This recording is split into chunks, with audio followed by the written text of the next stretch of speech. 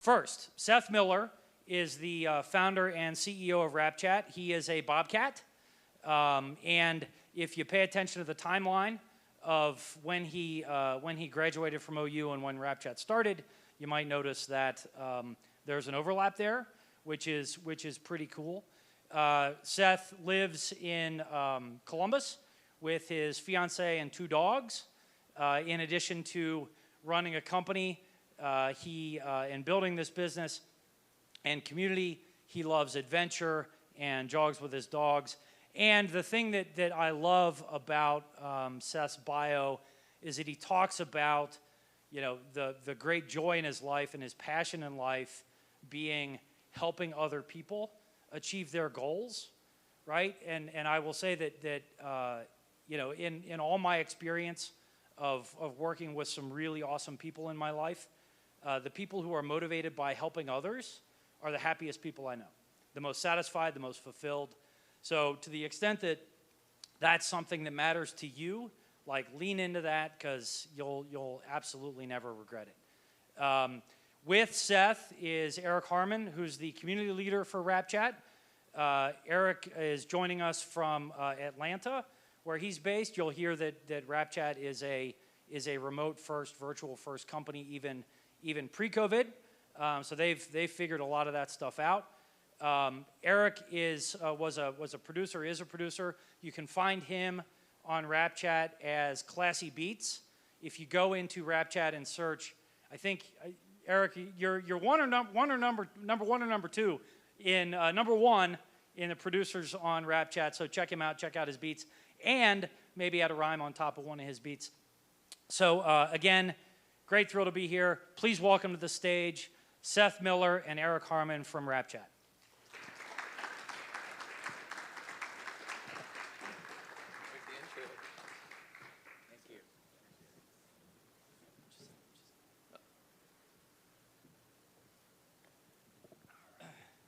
So, gentlemen, so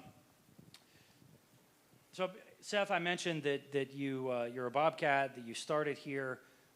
Can you talk us through, maybe pre-OU, what brought you here in the first place?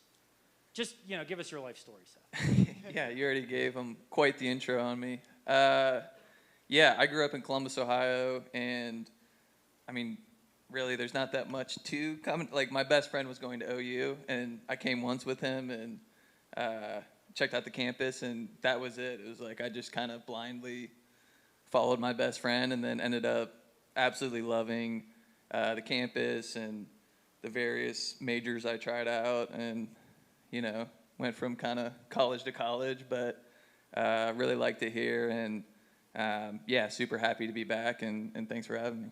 Thanks, Seth. And Erik, so you're not a Bobcat, but I think we'll make you honorary today.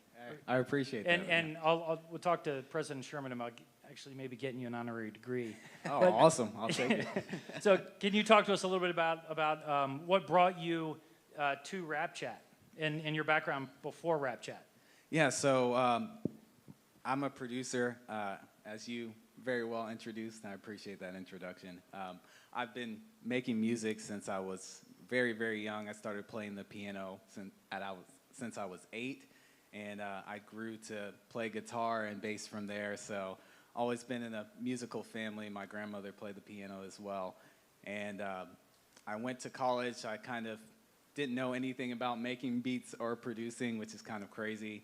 And then once I got into college, I kind of fell in love with the hip-hop culture and the instrumental side of things, and that's when I started making beats. That was, oh gosh, a long time ago, we'll just say. And once I started making beats, as every artist and producer does, I was trying to get my music heard and get it out to as many people as I possibly could. And that's when I found out about Rapchat, and they had the ability for me to upload my beats so artists could record over my beats, and it was just a great experience, and that's kind of how I found Rapchat and met Seth through going back and forth on the support side, and that's how I got to where I am now. That's awesome, Erik. Yeah. So Seth, let's wind it back a little, right? So you're a student here at OU. you're doing what students do, right? But then something happened. There was a spark that said, I gotta build something. I gotta try to build something. What can you talk us through that origin story?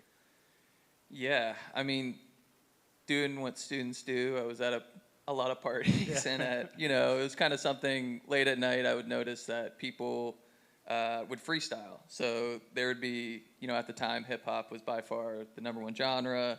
That was always the music playing, and late at night it was just something I observed. Like, people enjoyed freestyling, most of them really bad, myself included, but it was just a fun hobby. And I've always been entrepreneurial and had ideas, and kind of at the same time, again, this was 2012, 2013. It was like the first wave of apps, and apps specifically that like connected people through media. So Snapchat, Vine, RIP, Instagram. There was all these social networks popping up, and again, apps, and the people that were making them like looked like they were like college kids. So I was like, yeah, I want to do that. And nothing existed for music. And again, drawing from my observations late at night at parties, I was like, it seems like a lot of people would do this. And I always enjoyed freestyling myself for fun. So yeah, that was kind of it. It was me and a college buddy on a road trip, literally rapping over beats. We were actually rapping over like Tupac's "Ambitions as a Writer" for like the 100th time, and it just kind of like hit us. It was like we were actually recording it on Snapchat, and back in the day, you only sent it to like 2 people and it auto-deleted. So it was cool. But we're like, yeah, we need to be able to actually record this in like a native experience, and that kind of kickstarted the journey. And here we are, how many years later? So what was the was there early on as you were sharing it with people, testing the idea? What was some of the early feedback that you got that was like, I might really have something here, and it's maybe I really need to work on this, and I need to like focus on it, right? Yeah, great question. I think, when people start complaining about the bugs, it's like actually a good sign, and we still have that today even. It means like people are passionate about your product. So I kind of joke with other founders, like if you're getting a lot of customer support emails, like in the early days, sometimes that's a good thing because they're so pissed off that your app doesn't work how it's supposed to. So for us, in the early days, like just getting that feedback from the customers, and the customers being groups and groups of friends, and it kind of started spreading virally. That was really helpful. And I think, I don't know, I always just, knew that you should be able to make music on your phone and share it. Like that was always obvious to me, yet no one was really capitalizing on it. And people just kept doing like photo sharing networks, and there's multiple billion-dollar companies that are photo and video sharing, but music just seemed like this super authentic vertical that hadn't been tapped. So, a part of it was just like conviction, and still having that conviction that, it's a massive market and a massive opportunity.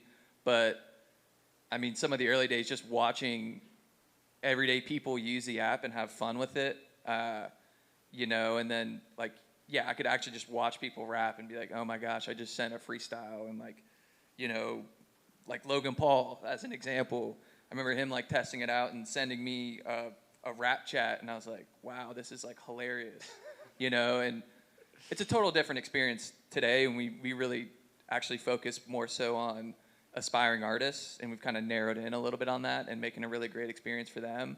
But in the early days, it was just, our mission was to democratize the creation of music. And so I had the most fun because I could see everyone from really talented artists and producers like ClassE to me and my friends be able to make a song. And obviously the quality of that song changes drastically between the two groups. But yeah, that's a little bit into how we had that foresight, and just, seeing it grow virally too. Like, the numbers always are obviously how to measure a company a lot of times. And, we were able to see this upward trajectory of basically campus to campus, high school girls dissing their ex-boyfriends, everything. We saw everything in the early days, all sorts of songs created. So that was a pretty telltale sign too. Yeah, that's cool. So you're at over 10 million users now, is that? Correct. Yep. Yeah, which is awesome. Thank you. So let's talk about, so you talk about, your customers and who's using it and why, and there's people that are just doing it for fun, and then pros or people that are really aspiring artists. Can you talk about like building the community and understanding the differences between, who those customers are and how you're supporting them? For sure.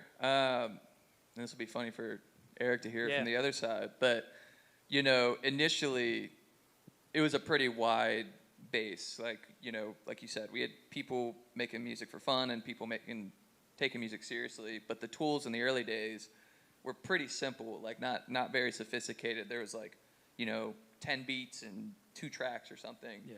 So I think over time it was about, okay, this is all startups, just consistently learning about what your customers want. And for us, that looked like listening to the people that used it the most and that truly had like career aspirations.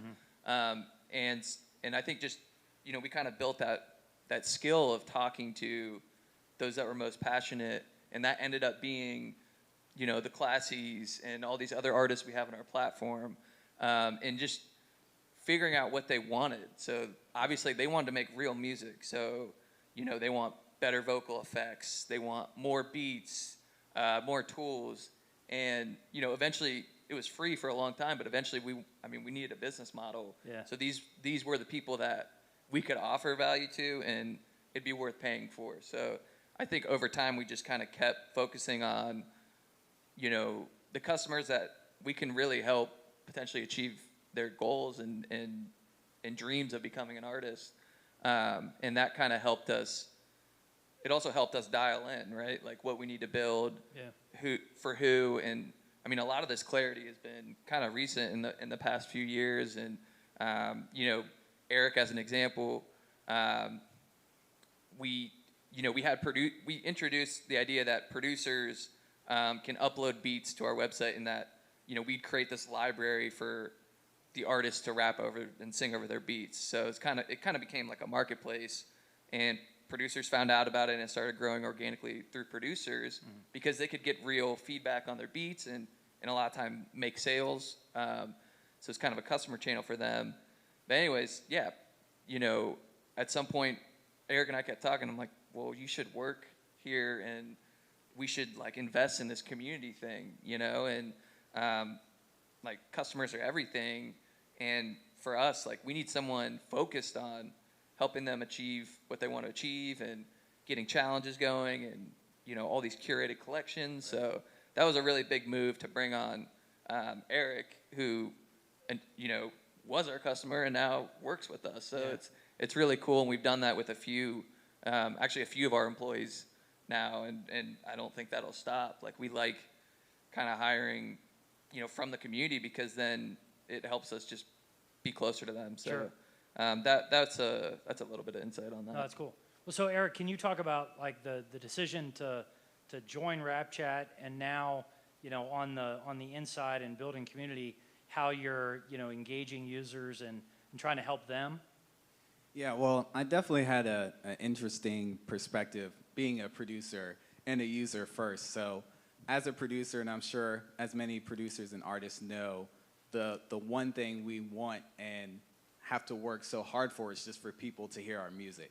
So finding a place as a producer where artists are hungry and searching for music and need beats and need instrumentals and want different styles, and not only are they looking for that music, but they're actively using it. Like, these artists are here to work. They're not just on another platform listening to music and think, oh, that's kind of cool. I like the way that sounds. So that was the biggest thing for me coming into Rapchat, just knowing that the art that I was creating was going to be used and appreciated. And from the artist side, I could see where making that connection could grow into something even bigger. We've got so many artists that, as Seth mentioned, are performing and are at the top of Rapchat and even doing well on Spotify and other platforms. And to be able to see that and be a part of that was just huge. So knowing that I had the opportunity to connect so easily with that many artists, it was just a no-brainer to me. Instead of spending my time somewhere else where maybe someone might not even listen to it or use it. And now being in the community, taking that way of thinking has just helped me to push even harder to give artists and producers all the tools they need to get their music out there, to be heard by everyone, and just to make some amazing music. That's awesome. Yeah. So, sort of building on that and thinking about, where music is going and where Rapchat is going. I mean, obviously, you guys understand this far better than I do. The amount of disruption in music in the last, 10 years, let alone 20, has been crazy.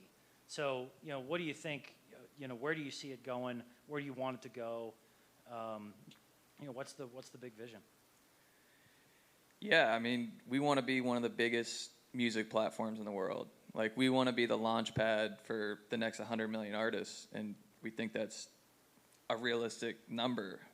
Just seeing, kind of a first phase of our journey, like I said, was about democratizing the creation aspect. So putting a recording studio in your pocket, leveraging, this idea of apps, and then now the phones are getting better and better, and just giving you those creation tools in your pocket makes it much more accessible for everyone, right? Especially internationally, even, historically the cost of making music was really high, and kind of we set out to really reduce that and knock down the barriers. But that was just kind of the first step, and something we're still working at. But like Erik's mentioned, the rest of what we do, it is about creating opportunities. It is about, helping people collaborate and find their groups and their tribes. I mean, we have, people very passionate on the platform that have formed these groups just through meeting, on Rapchat. We've had marriages, I think, from Rapchat. We've had all sorts of stuff happen. But, the point being, I think music has continued, ever since streaming, you've seen it. You've seen these success stories happen, what I would say in the long tail. So, people don't necessarily need record labels anymore. I don't know, that might be controversial. But, you see a lot of artists that can just go from 0 to 100 from blowing up on YouTube or something, And so for us, it's about how do we create those moments on our platform, and again, just help, people connect and find community. And I think, we do a lot of different things in that arena. But at the end of the day, we want to be the launch pad. And so it's about tools, it's about community. Soon, we want to help people get their music onto streaming services right from the app. That's something we've definitely been working on. Soon we want to enable, like I mentioned, this marketplace, but we want to enable people to transact, actually transact outside of, a lot of transactions happen outside the platform. So there's all these kind of verticals in the grand mission of just, helping 100 million artists, basically come online. Yeah. Erik, how about you from a vision perspective, and what you want to support in the community for the artists?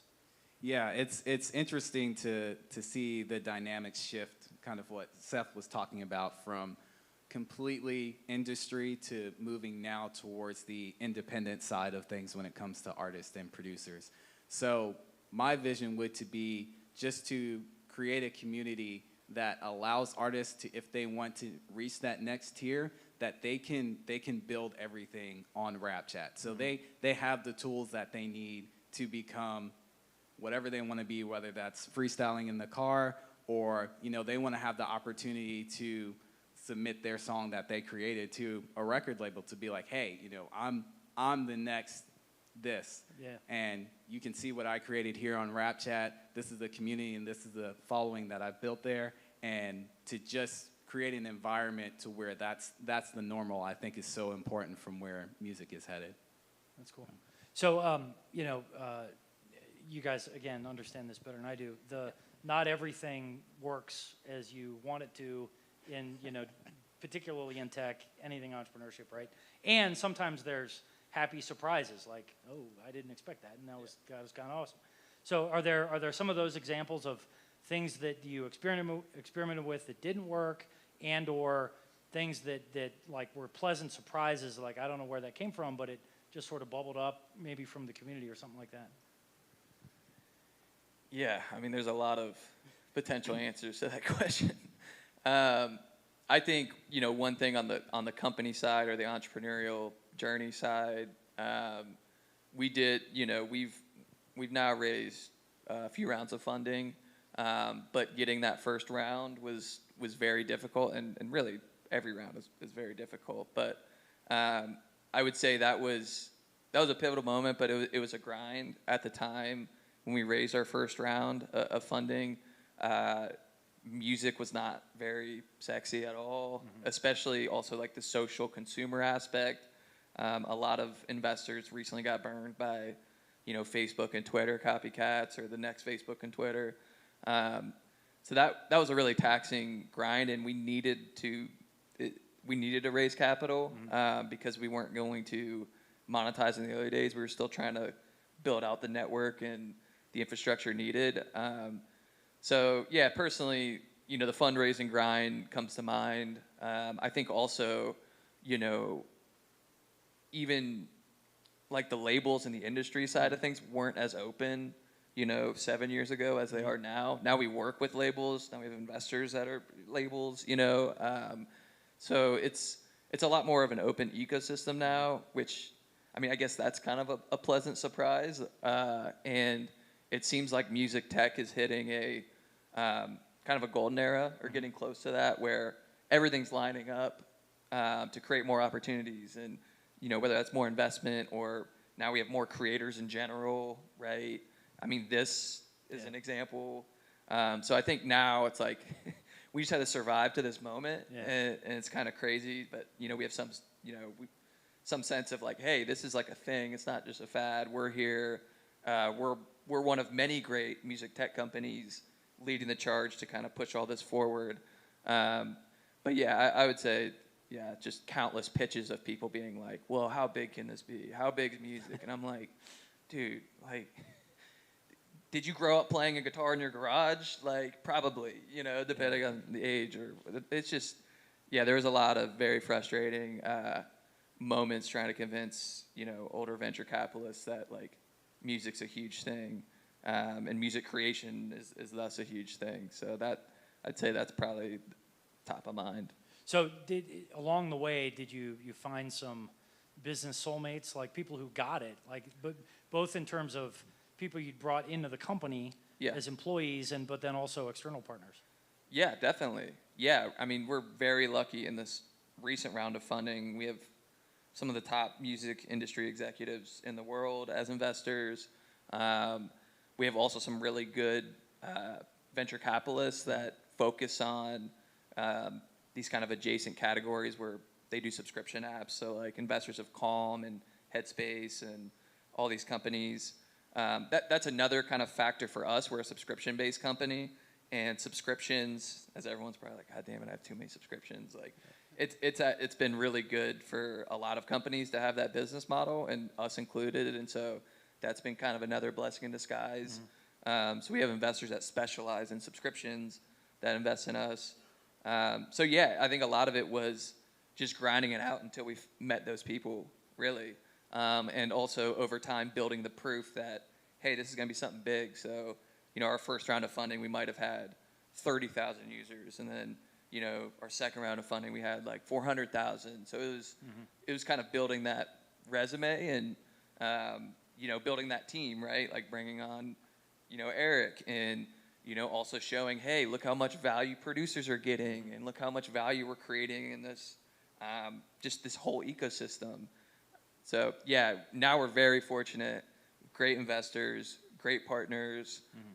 We work with a lot of industry stakeholders. We work with even some competitor apps in instances. You know, we're a very like open platform in the sense that like we just want to be the hub, and so you know, we provide a lot of value in a lot of different verticals, but we're also very flexible and open. So I expect more and more partnerships to continue to pop up, and yeah, it's all been great. So the in addition to the partnerships on the outside and persevering and building your credibility had to have helped, and just finding the people who believed in it with you had to have helped. But like in terms of building the internal team, I know you've grown a bunch, particularly in the last year and a half, right? And Erik, you speak to this too. Like in terms of building a team, and by the way, also for college students that might be thinking about wanting to work in music and get jobby jobs, like like what advice would you give, and how do you think about building a team in Rapchat? Yeah, I mean, I guess first on advice, most advice sucks. Like, everything's contextual. So I would say for me, I like to try and just, this was kind of my pitch to Erik, like get people to try and do something they love for work. It's like pretty cliche or whatever, but I really think, especially out of college, you have such a unique opportunity where like there will always be another job. Like I promise you, if you graduate, there will always be another job. So, if there's something you're really passionate about, or you have this idea about, or you and your buddy or whoever want to start a company, like do that now, before you have family and kids and all that. Like do it while you have, a little bit of freedom. And it's actually also a really great time to start a company. There's still a lot of activity and investors and all that. So, yeah, I just try to get people to like chase their dreams, and that's kind of what we do at Rapchat mission-wise anyway. So I'm always pushing, like, I'm always bugging my friends, like, dude, when are you gonna quit your job and like, start your own restaurant or some shit. Like I'm always pushing my fiance too, same thing. But so yeah, that was the first question. What was the second one? Sorry. Now I don't remember. Well, I can please, speak Erik. to that too a little bit. I think it's great what Seth said, because as all musicians and artists will know, if you ever have to take a break, or if there's ever a time to where you have to move away from music, you're never away from music. You always end up coming back to music. So I think finding those people that believe in what you're doing and believe in the mission behind the music creation process is so important. Because for me, I had those times where I was, going through college, and I had classes and deadlines, and I was in a nursing program, so I had clinicals I had to go to. So it's a lot, but the music is always there. And for me, that just being a core part of who I am as a person, it's just made it so easy and so natural for me to be on staff with Rapchat, just because I believe in what we're doing and the possibilities that we create for producers and artists. Yeah, no, and that's like, now I remember the questions about team building and how we build our team. That's a great example of like the types of people I want to work with, right? For me, and I've got hiring wrong plenty of times, but it's more about hiring for like passion and the ability to learn. Like that's like one of my top things, like, fast learners and people that like actually want to pick new things up. And especially like coming out of college, no offense, but a lot of the skills aren't fully built. They're not gonna be fully built for the company. So it's more about like, your potential, or, how scrappy are you, or, how willing, like what's your willingness to learn on the job and just try stuff. And so with Erik, it was very clear after a few conversations, like he just kind of had that it factor. He was really passionate about music. Genuinely like an amazing person too. Like that's a huge part. And, that's over time I've kind of, consistently tweaked my own hiring algorithm or whatever. But a lot of it is just more so the people side of things. Sure. And just like being a good person, having good energy. And then, we're just huge on learning. Like we're all learning every day. Like that's pretty much what we do, at an early stage company. So, Yeah. Well, sometimes it might be a little scary to say it in a place like this, right? But like your major, what you get your degree in isn't going to define you for the rest of your life, right? Yeah. You built an app business that has 10 million users. You weren't a computer science major, were you? No, no. I went from like industrial engineering to sports management to, well, I did management information systems, Yep. so I did have, one programming class. But I mean, I hopped around a lot. Yeah. Like there was times I didn't even Yeah. know what my major was. Yeah. Well, like the search for like, what's my purpose? What's my passion? Like you used your time here to do that, right? Yeah, absolutely. I mean, I remember. So I think I officially we started it when I was a junior, but I remember I did a internship at Progressive Insurance, like related to my major. So it was like an IT, but it was nowhere near like what I want. Like I knew as soon as I started Rapchat and kind of consistently started learning about entrepreneurship and how to start companies, like that's what I wanted to do. And I remember I was just in this internship, and after, I got a job offer for when I graduate, and which is like what all your parents probably are like hoping. Like I remember calling my mom, she's like, "Oh my gosh, that's so amazing," and I'm thinking, like I think that day I like cried. I was like so upset about the fact that I pretty much had to accept, and I knew I could always maybe back out, but like I accepted. And then my senior year, like I hated the idea of knowing that I had a job, which I mean, I'm very thankful for, and it probably sounds ridiculous, but I knew I did not want to do that, even though it was a great job and great salary, all that. I was like, nah, I'd rather just like earn $0 and do what I want if I can somehow swing it. Yeah. But I worked at Progressive for 6 or 7 months, and then eventually quit. Because Rapchat was growing so fast and I couldn't keep up with it. And luckily, made some money that I could survive. Yeah. So, there is a balance always. And, I understand, like, life is not free. And a lot of times starting the company for a couple years, you might not make $1. So that's why a lot of people juggle multiple things. And, I definitely did that for a little bit. But in the end, it was... 100% all worth it. Yeah. So. Well, and Eric, you were a nursing student, right? Yeah. Super noble profession. Yeah. The world needs more nurses, but there was something in you that like, yes, but. Yeah. So, and that's an interesting story. I mean, I was doing really well in my profession. I was actually in endoscopy, and then I went over to orthopedics, and I was actually one of 200 people in the entire world that could do the job that I did. Oh, wow. Yeah, so I mean, it was a great profession. I love nursing. I love everything about it. Didn't like the patient-to-patient interaction as much, so I kind of stayed on the business technical side. But I think the important thing that's often missed is if you do decide to go that route, you can use that to fuel your passion.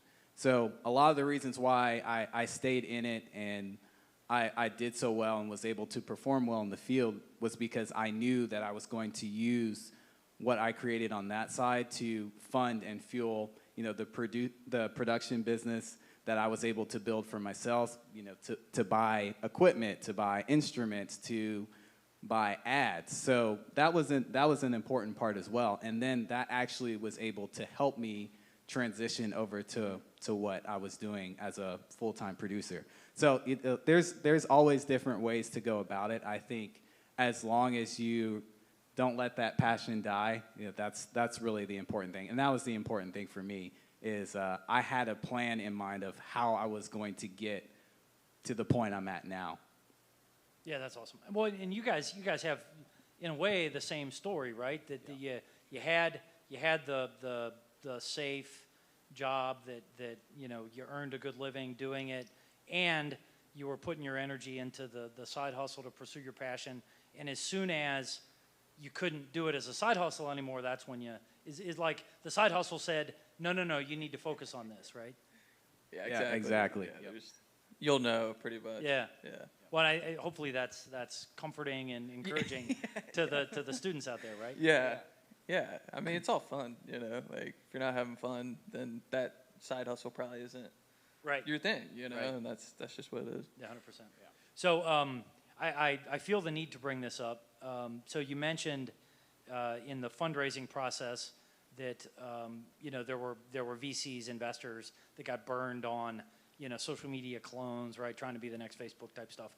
But so you got to the point where Facebook wanted to be the next Rapchat. Yeah. Can you speak to that a little bit? Yeah, for sure. It's kind of a funny moment. So Facebook, I mean, they essentially copied our app and launched it. And there's a whole TechCrunch article and all this other shit. It was like, Facebook launches app called Bars. And, you know, I had some investors send it to me and people send it to me. And they're like, oh, no, it's Facebook. I'm like, I'm not worried. Like, because they've done this before. So they've launched clones of, you know, Snapchat and TikTok and a few others. So in a lot of ways, it's kind of like a cool rite of passage. Like, wow, if you really felt the need to dedicate resources to copy us, then we must be onto something. Well, when you say copy, you mean they really the color scheme and everything. The color scheme was the worst. And actually, what was the worst for me was one of the things I really like about our app that's kind of unique is like the like button is actually like a fire emoji basically. So if you like someone's song, it like turns into a fire, and that was kind of cool and unique. They even copied that. I was like, are you kidding me? Like the freaking like button, the fire button. But anyways, yeah, we were not concerned. At least like I wasn't. And I mean, the funniest thing was, it in a lot of ways also we raised a round of funding or closed a round of funding shortly thereafter. So it even helped with press in some instances where people wanted to bring it up. Facebook copied you. It's like, all right, well, then they want to write about you, and that's good. So I'd say it was only kind of positive and kind of a funny moment.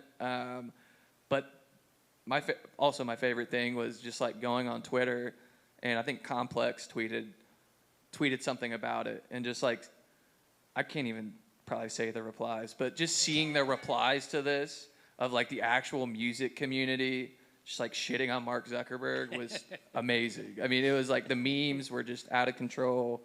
And, you know, it was kind of a light bulb moment where I was like, yeah, like I'm not that, and I never want to be that, and we've never been that. Like we've always been authentic and like authentic to the culture and the community.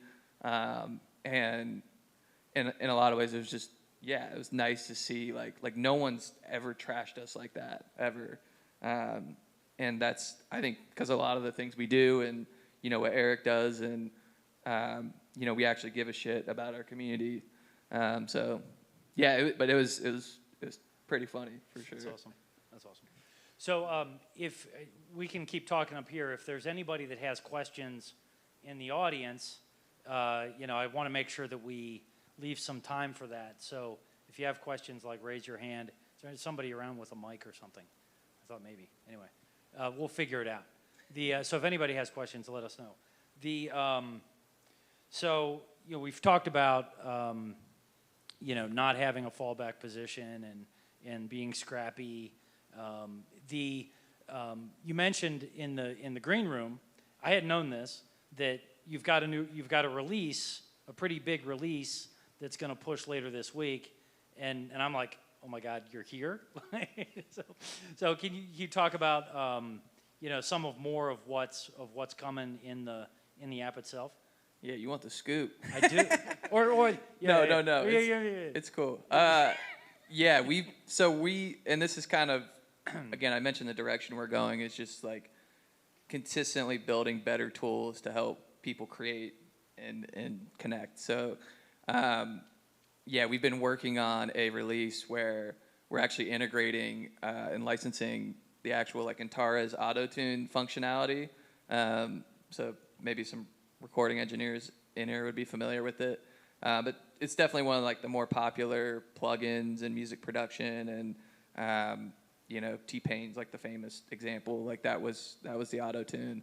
So we're putting that in our app, but we're actually taking a unique approach too, where we've built on top of it. So we have, you know, we're gonna ship with like 40 different types of you know, presets or effects, where it actually is like tailored to, you know, a Travis Scott type auto-tune, or, you know, Kanye's latest, you know, an attempt at remaking Kanye's latest stuff. So it's going to be a cool experiment to see. You know, we've only had like 12 vocal effects or something for years, and so now we really plan to build out like potentially hundreds and give people just that library. And I think it's all about, you know, we're not an advanced DAW like in your desktop. You know, we don't. Part of our thing is making it really simple to make music. Right. Now we're adding more functionality and giving people that like mini DAW experience where they can go behind the hood and twist some knobs and stuff and learn about, you know, more intense music production. But this is kind of a way to, it's almost like what Instagram and Visco do with photo filters, but for music, give people like one tap to get to the sound they want, right? And there's a lot of different flavors of sound, and that's been true for the history of music creation. And so, yeah, I'm most excited about just the idea that, you know, one day you could open the app and there'd be 100 different filters, and we know people will go through all 100. Like they want to find that sound and then make their own, and there's all these customizations they'll be able to do. So we've definitely invested a lot in integrating that, also cleaning up like some of our core audio technology, and you know, we're kind of only getting started. There's a lot more functionality we're going to add to the studio in the coming months, but yeah, Erik's got a couple presets on there that I used last night that were really sick, so yeah. Plug for that. Yeah. And I think that's a big thing too, just to go to the community side of things, just being able to create a preset that, you know, someone else might love and share that with them. That's huge. That's huge as well. So it's going to bring even more people, bring in engineers. If they say, hey, I can get you to sound even better if you use this preset. So, I mean, it's just a huge opportunity in the community as well, just for them to be able to collaborate more. So it goes beyond just making you, you know, sound cool too. That's awesome. Yeah. Well, so the stuff that's coming, was it your team, you and your team, like figuring out like what do we want, or was it like the conversation with the community to decide? Yeah, I mean, we're lucky enough to have quite a lot of, you know, users and customers, so it becomes pretty clear whether it's through support emails or app reviews or, you know, Erik's DMs, like what they want. Yeah. So, the DMs especially. You know, product building, and that's a lot of the stuff I personally focus on is, it's not total rocket science. Like, you know, they have a list of 10 things they want, right? Or probably 100, but, you know, you narrow it down to 10 and then you kind of prioritize based on, you know, how quickly you can get it out or how much it'll cost in terms of company bandwidth or money. And so for this one, it's, you know, and a little part of our process is like every quarter we run a survey against all of our users and we ask them like 3 or 4 really simple questions. You know, how do you like it? You know, if you had a magic wand, what would you add in the app? What issues are you facing? Stuff like that. And then we'll get, you know, thousands of responses. We go through, we categorize them. Okay, this is a, you know, studio music making type response. This is a community response. So we thematically categorize them, and then we kind of just like rank them, come together internally, and pick what we want to build. But yeah, we're very lucky that there's no shortage of ideas. The trouble is, or the challenge is definitely prioritizing. Sure. Because, you know, this one, as an example, like people wanted better auto-tune. Like that was specifically called out in a lot of our surveys last year, and better vocal effects. So, you know, we went and solved that. But then we know the number 2 thing is they want, you know, a few more functionalities in the studio. We know exactly what that is. And it's like, all right, shit, we got to ship this and get right back to, you know, getting them the few more things they need. So it's it's kind of obviously it's like a never-ending process improving our platform, but I do feel pretty good about like the system we have, and that's been iterated on. I mean, it took a while to get to a place where we could systematically ask people what they want and then also match that up with our own analytics and our own data sources, and then prioritizing what to build. And I mean, that's always the challenge, and any sort of software, I Sure. guess, or just products in general. But yeah, we listen to our community quite a bit. They're loud. They love to, you know, give us feedback, and it's amazing. I mean, I'm so grateful for that. So it makes some of this way easier. That's cool. Again, if anybody has any questions, feel free to wave or something. So you know, we've talked about the path. You know, I'm assuming there are going to be students here, people watching online, and people in our classes watching this recorded later on that might want to build an app, right? That, you know, it may not be music, it might be music, but they might want to build an app someday. What advice, what suggestions would you give for somebody that has an idea, maybe want to put it in an app? Like, they're not going to get to a replacement for a digital audio workstation on day one. So, like, you know, how'd you think about bite-sized chunks, or you know, what other advice would you give? Yeah, it's a great question, because I basically, that's what I asked myself after I had the idea, and you know, it was really hard to figure out like where to go, and so I'm very passionate about helping people, so like definitely reach out to me if you do have that, you know, you're interested in what goes into it, and I think that's actually great advice in general. Like what I did was went and talked to a couple of my professors, and it's like, hey, I want to build an app. What do I do? Like, you know, clearly you know something about this because you've had some material similar to it. Honestly, they didn't really know either at the time. I think it's probably a lot easier to come across the information now. But it's just a consistent, I would say something I did was just consistently like reaching out, like cold reaching out to people that have built apps or that are just even in technology at the time or in startups and saying, hey, ask them, how do I build an app? And go ask 10 people that and see what common themes come from it. That's how I learned how to fundraise, how to design it. Like, that's how I learned a lot of different skills that, you know, I picked up.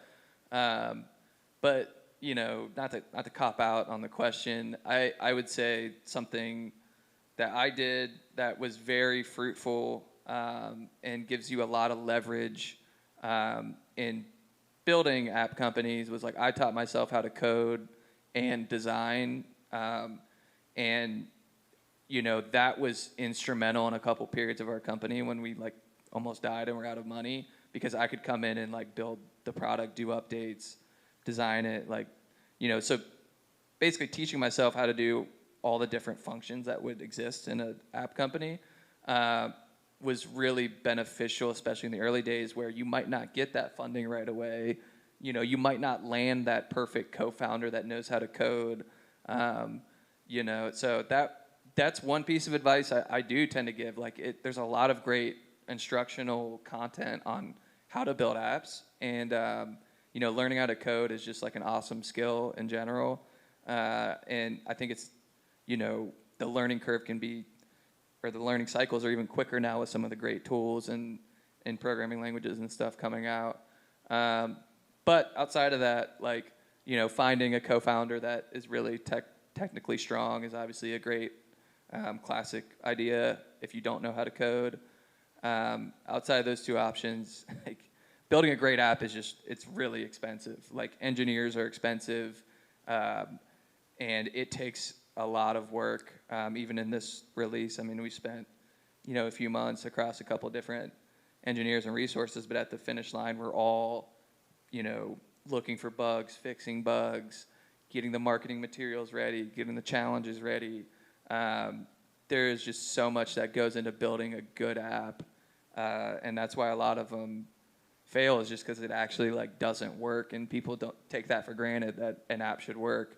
It's really hard to get to a spot where it doesn't crash or, you know, behaves predictably. So I don't know if that answers, but No, it does. you know, there's a lot of different parts to that for sure. Well, you mentioned, you know, talking to people, asking people who've been there for advice, and I've had this conversation with students recently, and I think it's a sign of good character in a lot of ways that people, you know, you say to a student, you just said, you know, hit me up, reach out to me, and I'll talk to you. And I've had conversations recently with students saying, no, you should reach out to this person who's founded such and such a company, and frequently the reaction is, well, I don't want to. They're really busy. I don't want to bother them. Like, can you help disabuse people of that fear? I mean, I get it because I had it too, and it is just generally kind of uncomfortable. But after you do it a couple of times, it just becomes more and more natural, like anything. So, and I think now it's a lot more. I mean, none of the people I was trying to hit up were like on Instagram or Twitter. Like, now you can just like literally DM people, and I think it's worthy to do that, and totally fair game. Like, it takes a pretty shitty person to like not take 15-30 minutes to talk with a student that wants to learn about how they built their company or a skill. So I mean, and those shitty people do exist, so you might get a couple no's, but you'd be surprised at how many people will take the time if you just kind of take that leap and be genuine about it. And I think it is tricky. Like, I remember, especially cold emailing investors to like give you money and stuff. It was like this whole scary arena. And I remember just like Googling around, like, what do I say? Like, what's the like cold email template? And there are a lot of blog posts on like how to reach out to someone cold. I mean, there's probably millions now. But I just found that like the less structured you make it feel, the easier it is to receive. So, and this is just my personal take, as is everything I'm saying. But I just found like being more casual and just being like, hey, like, I'd love to just learn about like how you built X. Like, just one or two sentences, like super simple. It doesn't have to be like, a super long email that's formatted and your resume attached or some shit. Like, just, it needs to be very casual, very easy to read. And I think the goal is just, for someone on the receiving end to be like, yeah, this sounds like, a cool person or someone that means well. Like, that's all you have to convince them on. And then you can actually ask about, the content when you talk to them.